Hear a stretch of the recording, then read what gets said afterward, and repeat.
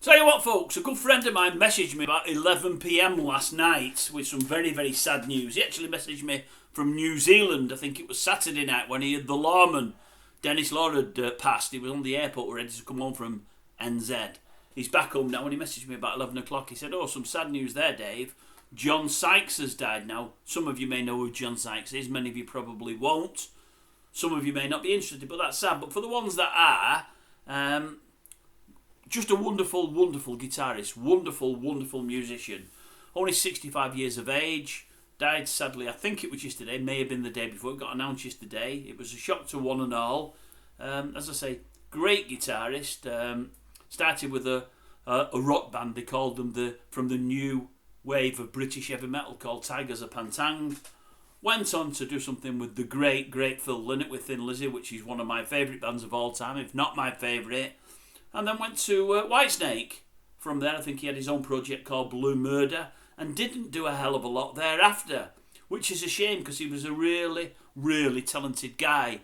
In between all of that, or after all that, after leaving Whitesnake, he helped to reform Thin Lizzy, obviously without Phil, and after Phil had died, and he actually played guitar and also sung with them. Now, he wasn't billed as a singer, and he possibly wasn't the greatest singer of all time, but he did very, very, very well. He was very competent, and I think it was great that he took it on. I thought it was really good. More about that in a moment, but yeah, as I say, he did the last LP, LP with Thin Lizzy. It was a lot of much faster venture than anything they'd done before. Some critics didn't like it. I loved it. It had a couple of slow ones on there that were absolutely brilliant. Great LP. Sadly, the band were in decline at that time, and Phil was very much in decline because of his health and because of the abuse he was putting onto his body. But then he went to Whitesnake. I think they had the biggest LP of all time with John. It was titled Whitesnake. And did Here I Go Again and Is This Love? Yeah, two of the biggest hits they ever probably had. They were the ones that broke them massive on MTV and in America. They went huge on the back of those videos. Was it? I think Coverdale, the singer, married a lady. Was it Tony Kitten? I think it was the model that was writhing all over the bonnets of all these fancy limousines. It was at the time when hair metal was big. Rock bands had big hair. John had bigger hair than most. He was a tall lad, long blonde-haired lad, good-looking lad, really good-looking. As I say, sadly died at 65. Great guitarist, really, really good. He did something, as I say, I think he did 2 LPs with a band called Blue Murder. And I've seen a quick video on YouTube about 6 months ago now about them. And Carmine Appice, the legendary drummer, used to be the drummer in Blue Murder. He said, it's weird, he said, a couple of years ago he was talking about getting together again, doing a project, and I was keen. He said, he's fell off the face of the earth. He said, I send him the odd message, don't ever get a reply.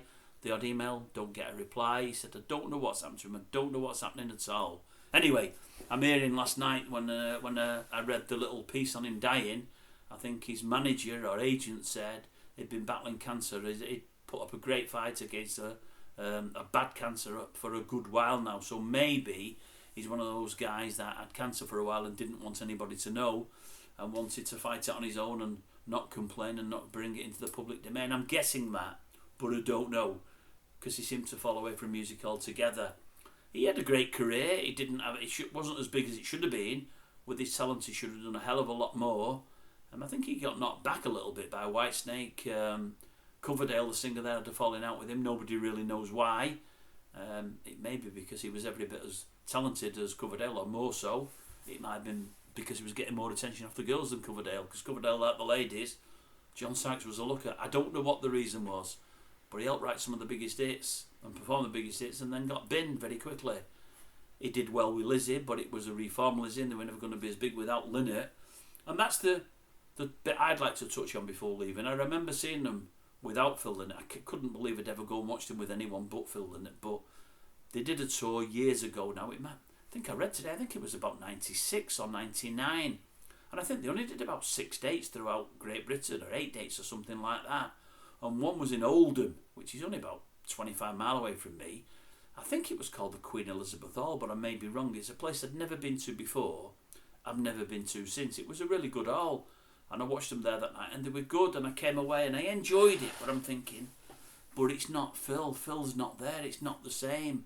Anyway, I still watched them 2 or 3 times with Sykes thereafter, and enjoyed them every time. It was never the same, but I enjoyed them every time. But I watched them as much as anything else to watch Sykes' guitaring, because he was a great guitarist, he really was. As I say, he got let down by Coverdale, but I think he did something of a service to fans of Thin Lizzy, the diehards that wanted to see and hear the music played live. After Phil dying, that could have been it, but he took it on the road again, and initially with the original members, with Scott Gorham and Brian Downey and Darren Wharton, and they were good. They were really, really, really good. Really enjoyed it. It's weird. Moved house only a few weeks ago, and I've got like 3 t-shirts, all rock t-shirts. Well, one's a hoodie. Never wore a hoodie in my life, ever. And they're all from 3 of my favourite bands of all time, and I've never wore either of them. One of them's that one from the Queen Elizabeth Hall. It's not the best t-shirt in the world, but I'd say not the best.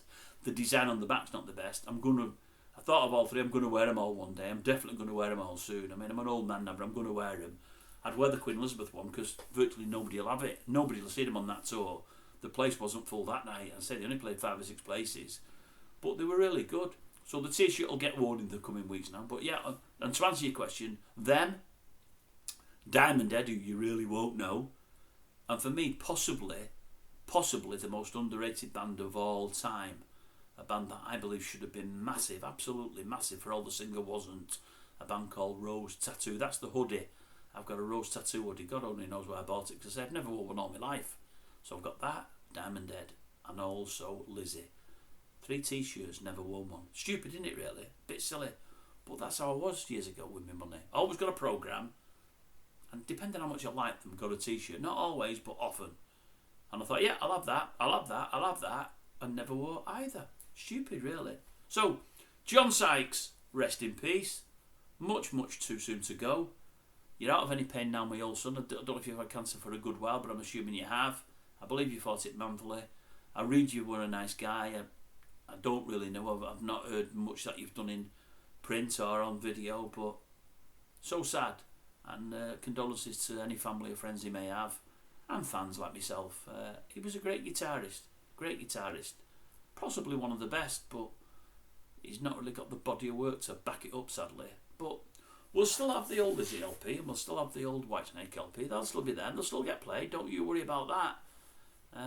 Anyway, with that one, I'll leave it, folks.